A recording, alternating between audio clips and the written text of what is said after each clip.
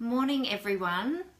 I've just been on and I did a video and then my dogs went absolutely bananas and so I stopped. So I'm back again to record this again and hopefully people might join me, and if you do, make sure that you say hello.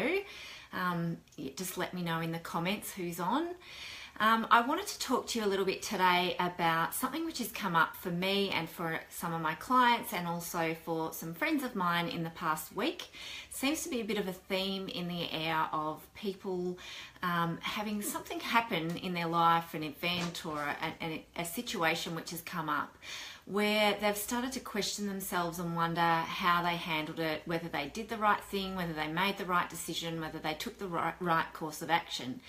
And I guess in essence have trouble moving forward, being stuck in that moment in time, replaying it, reliving it in their minds, and doubting themselves and kind of questioning themselves, and also perhaps carrying some apprehension or fear or worry about what that event will then mean in the future. So as I mentioned, this has been a bit of a theme which has come up in some of my work and my friendships this week, and also for myself. And it's been one of those issues which has been quite challenging because people have found themselves stuck in the past and not able to move forward. And so part of our work together has been about finding strategies which can really help ground you again, help you learn from the situation, take away what is useful and needed and valuable, but also being able to leave it where it is and become more present and able to kind of focus on the here and now and live each moment to its fullest potential without kind of carrying that baggage from those past situations. So I wanted to talk to you about 5 things which have come up, which have been quite useful in helping people to stop beating themselves up and be able to move forward. And the very first one is really about trusting yourself, and going back to that situation and continually reliving it in your mind is often about doubting yourself and often about questioning, did I do the right thing? Did I take the right course of action? Did I say the right thing? What if I said this? What if I said that? How would things have worked out differently had I approached things in a different way? But I think essentially trusting yourself is very important, because in that moment you weighed up all the information you had, you took on board all the information that was available to you and made a decision in that moment, which could have been a split-second decision. You might not have had a lot of time to think about it. You've had to take on board everything that happened in that moment and make a decision and then move forward and take action. And I can guarantee you that no matter what action you took, whether you agree with it now, whether you're happy with it now, whether you regret what you did, in that moment you felt that that course of action was the best course of action you could take, and that was based on the evidence and the information that you had available to you at the time. So a big part of this is not losing that trust, not losing that sense of faith in yourself that in the moment you will make the best decision that you can. And sure, later on you might think of other things that you could have done, but you didn't have the benefit of hindsight in that moment. You could only take the information that you had and really run with it. So that's the number one thing, is really just keeping that trust in yourself and not letting that be shaken too much, because each moment that you find yourself, you're going to have to do that again. You're going to have to make decisions in the moment, and trusting yourself is the best kind of guide that you have at that moment in time. And yes, take away the learnings. You know, I think one of the next points is actually about taking the learnings from these situations and acknowledging afterwards. Being reflective is a really powerful thing. Being able to look back and say, you know, I can see in that moment that's why I did this, but there are other things I could have done, and next time I can take those different options and bring them into play, because I've learned from this experience that perhaps there are other ways I could approach it, or maybe it is that had I approached them in that way, things wouldn't have worked out. Maybe things worked out better because I took the action I took, but here are alternatives I could draw on. So it is useful to then take away what learnings there are, maybe write them down on a bit of paper so that you don't kind of go over and over and over it in your head. It can be really useful to maybe set aside a time to just put some notes down on a paper. What did I learn from this situation that I can then take forward with me into the future? So I'm not holding on to that event and I'm not reliving it. I'm actually just taking the bits that I needed to learn and moving forward and letting that situation go. The third point that I wanted to mention that I think is really important is acknowledging that you can't please everyone. And this is absolutely massive, because the reality is everyone has different views. Every situation that you find yourself in, there are numerous different perspectives, and you're never going to be able to see something 100% through the other person's eyes. And you're also not always going to be able to disregard your own perspective in order to please someone else. So it's really important to kind of acknowledge that there are different perspectives on the situation.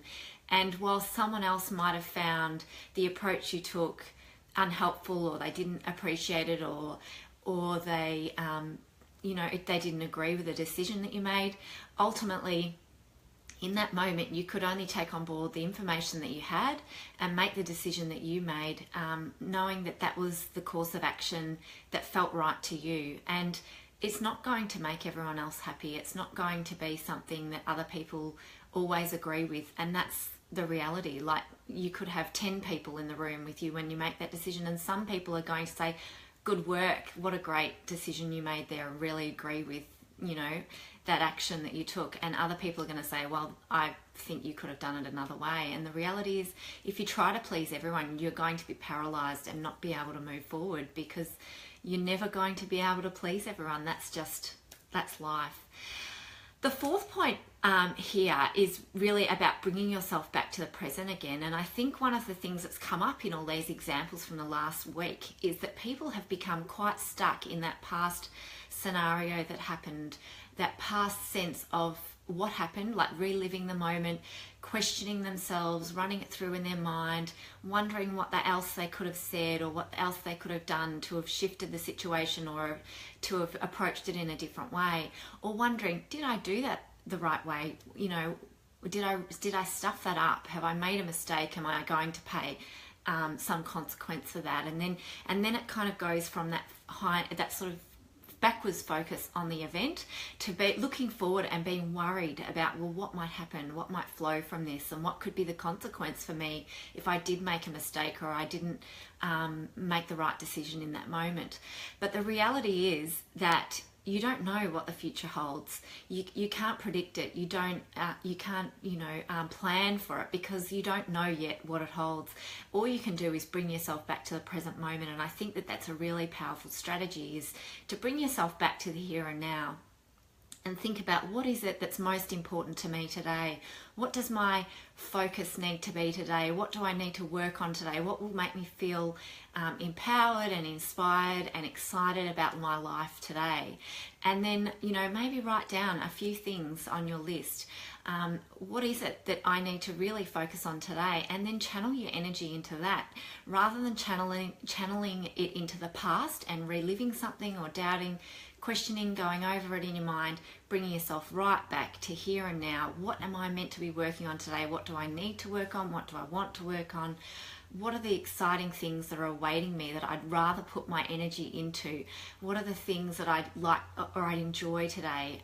And basically taking that and living in that present moment. The other way that you can also bring yourself back to the present moment, and I've talked about this in the group a little bit recently as well, and that is doing a mindfulness exercise. Being able to, like I've talked to you guys about Smiling Mind, the app that you can use on your phone, that can be really useful.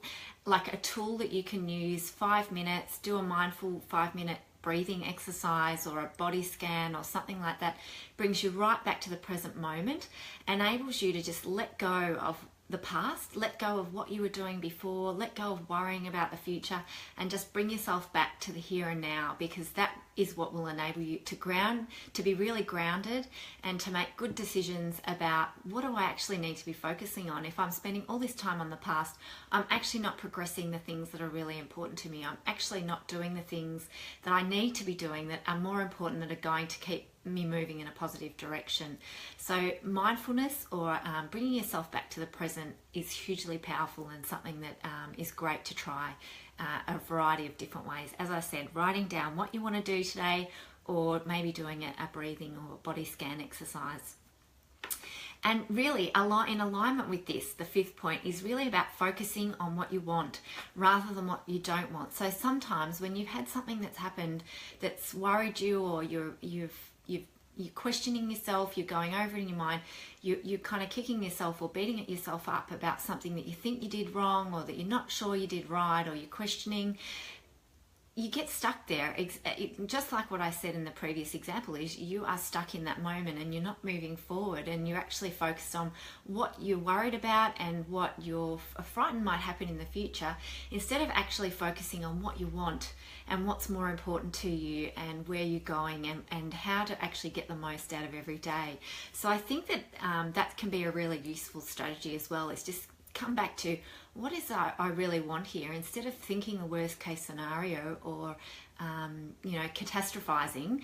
It's actually about thinking, well, how do I move forward from here? And maybe it's about preparing yourself for repairing a relationship. If you've said something that's upset someone and you do think that you made a mistake and you've learned from that, it might be about, actually, I just need to give that person a call and have a chat to them, or I need to have a conversation at least about, what's come up, or maybe it's, go and talk to someone about it. But it's about thinking about resolving, how do you move forward from here, and what will enable you to do that. So I think that's pretty much it. That's 5 kind of strategies to help stop yourself from beating yourself up. As I said, it seems to have been a theme this last week, so I'd be really interested to hear if you've found yourself in any situation recently where you've been kind of stuck in the past or worried about the future based on a decision or an action that you took, or a situation that you found yourself in. And also, if you could share some of the ideas of how you help yourself move forward from that and let it go, and actually become present again in the moment and enjoy where you're at and where you're going, and just relax a little bit and enjoy life. So thank you so much for watching. As I said, I'd love to hear anything that you would like to share in the comments below about this topic, and I'll speak to you soon. Thanks for watching. Bye.